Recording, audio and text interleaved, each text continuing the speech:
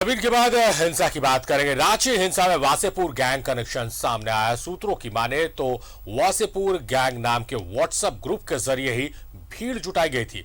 Police को अब Wasseypur gang WhatsApp group के एडमिन की तलाश है।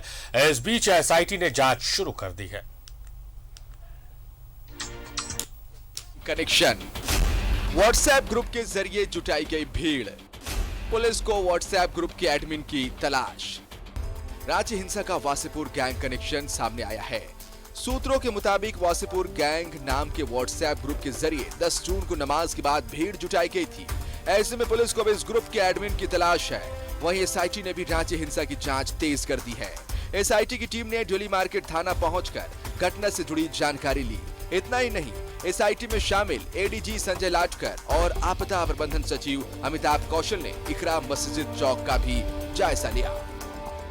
सर यहाँ पे किसी की पेट्रोल पंप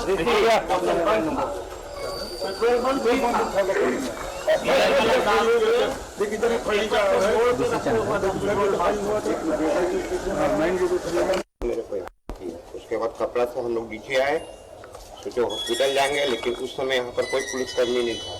सारे इन लोग का भीड़ लगा हुआ। मेरे को लगा ये रिक्स है ज्यादा। फिर हमने वेट किया 15 मिनट तक, काफी ब्लड मेरा निकला है। उसके बाद पुलिसकर्मी लोग आए, फिर उनको हम बोले, फिर पुलिस अपनी गाड़ी में बैठा के हमको सदर ले दिया। जांच शुरू कर दी गई है और सभी पहलुओं पे जांच की जा रही है। जिनसे भी जरूरी समझा जाएगा, सबसे इनपुट्स लिया जाएगा, चाहे सोशल मीडिया इनपुट्स हों या लोगों के बयान हों या फिर और तरीके के इनपुट्स हैं। सारी चीज़ों को देख के इसके बेसिस पे रिपोर्ट तैयार की जाएगी। अभी जस्ट बता दिया है कि जांच चल रही है और जांच के निष्कर्षों के बारे में हम कुछ बता नहीं सकते। जो व्हाट्सएप ग्रुप का क्या नाम था सर, जिससे लोग इस तरह का? ये कोई भी चीज हम डाइवर्ज नहीं कर सकते, नहीं बता सकते हैं जांच के दौरान। ठीक। इधर राज्यपाल रमेश बैस ने राजधानी रांची की विधि व्यवस्था की जानकारी ली है। डीजीपी, आईजी अभियान और रांची डीसी एसएसपी को राजभवन बुलाकर रांची हिंसा में अब तक की कार्रवाई की जानकारी ली। जुलूस को लेकर प्रशासन को क्या जानकारी थी? जुलूस को लेकर क्या थी प्रशासनिक तैयारी? भीड़ बेकाबू हुई तो वाटर कैनन का इस्तेमाल क्यों नहीं? रबर बुलेट और आंसू गैस का इस्तेमाल क्यों नहीं? मुख्यमंत्री हेमंत सोरेन ने पूरे मामले को लेकर संयम के साथ सोच समझकर कदम उठाने की बात कही है कि देश एक अजीबोगरीब परिस्थिति से गुजर रहा है और इसमें बहुत संभल कर, बहुत सूझबूझ के साथ इस समय को पार करने की आवश्यकता है।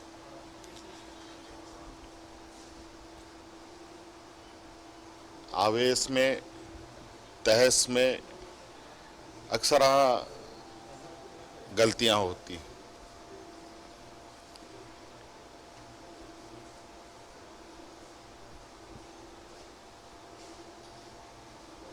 ये शहर जंग का मैदान नहीं है।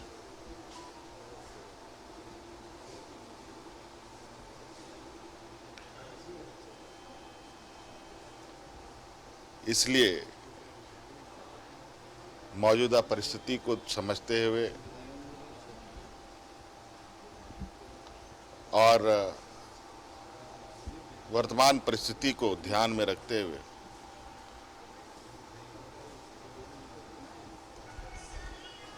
हमें हर एक कदम बढ़ाने की आवश्यकता है।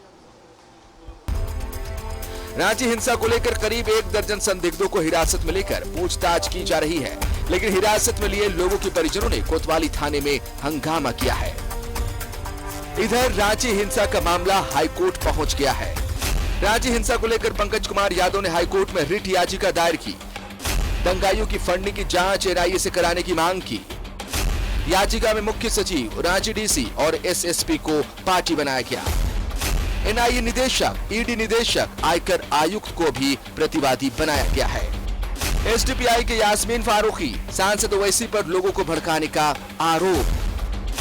रांची में रहने वाले बांग्लादेशी रोहिंग्या समुदाय के लोगों की भूमिका की जांच की मांग।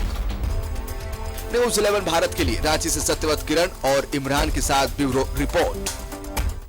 तो इस रिपोर्ट के जरिए आपको हमने दिखाया है कि किस तरह से 10 जून को हुए हिंसा के बाद हलचलें बढ़ गई है। एसआईटी ने अपनी जांच शुरू कर दी है।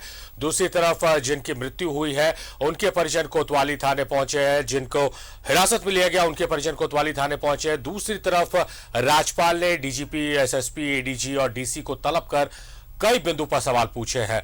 पूरी हलचल की जानकारी के साथ हमारे साथ सत्यव्रत किरण लाइव जुड़े हुए, सीधे उनका रुख करते हैं। सत्यव्रत, जिस तरह से अब जांच तेज हो गई, एक तरफ गिरफ्तारियां हो रही है, एसआईटी ने भी अपनी जांच शुरू कर दी है, राज्यपाल ने भी तमाम जानकारी ली है आला अधिकारियों से, किस तरह का आज पूरा दिन भर हलचल आप देखें?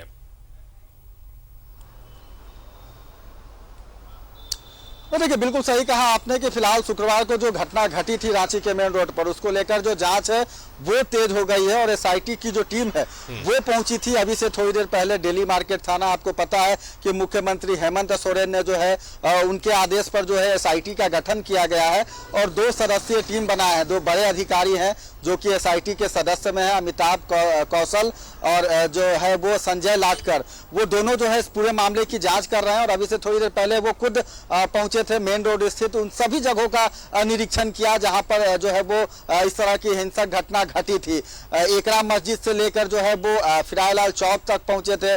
काली मंदिर के पास आपको याद होगा जहां एक पोल में जो है वो गोली लगी है, उसकी जांच की और उनके साथ जितने भी बड़े अधिकारी हैं वो भी मौजूद थे, थाना प्रभारी मौजूद थे, कई डीएसपी जो है वो मौजूद थे और लगातार उन्हें जानकारियां दे रहे थे। देखिए, इस पूरे मामले में एक चीज जो सामने आई है एसआईटी और पुलिस के सामने जो आई है कि ये जो घटना को अंजाम दिया गया है उसको लेकर जो तैयारियां पहले से चल रही थी, उसमें एक व्हाट्सएप ग्रुप जो कि इस पूरे घटना में काफी महत्वपूर्ण है और पुलिस के हाथ जो है वो व्हाट्सएप ग्रुप की जानकारी लग गई है।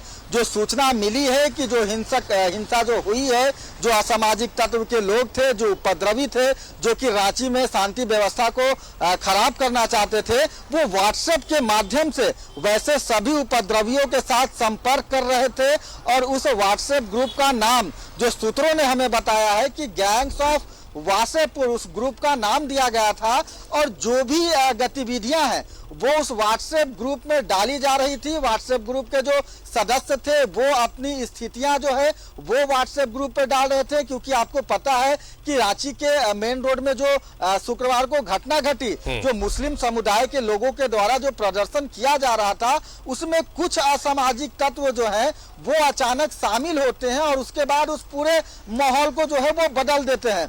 माहौल ऐसी स्थिति उत्पन्न हो जाती है कि दोनों तरफ से गोलियां चलती हैं, पुलिस को गोलियां चलानी पड़ती है। जो असामाजिक तत्व हैं, जो उपद्रवी हैं, वो लगातार पथराव करते हैं पुलिस पर और पूरी तरह से देखते देखते जो रांची के मेन रोड का नजारा है वो बदल जाता है। तो इस सभी चीजों में एक व्हाट्सएप ग्रुप जो है वो उन तरह के जो उपद्रवी हैं उनको काफी जो है वो उससे सुविधा मिली है। तो फिलहाल पुलिस को एक महत्वपूर्ण जानकारी मिली है कि व्हाट्सएप ग्रुप के माध्यम से इस पूरे घटनाक्रम को जो है वो सत्यव्रत एक एक कर तमाम राज खुलेंगे कि आखिर किस तरह से भीड़ जुटी थी, भीड़ में कौन से वो लोग शामिल थे जो हिंसक हो गए थे।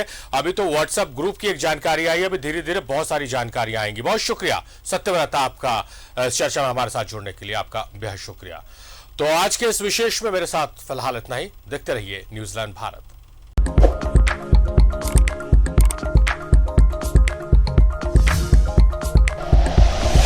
Like and share videos, subscribe करें हमारा चैनल और प्रेस करें बेल आइकॉन। न्यूज़ 11 भारत, सच है तो दिखेगा।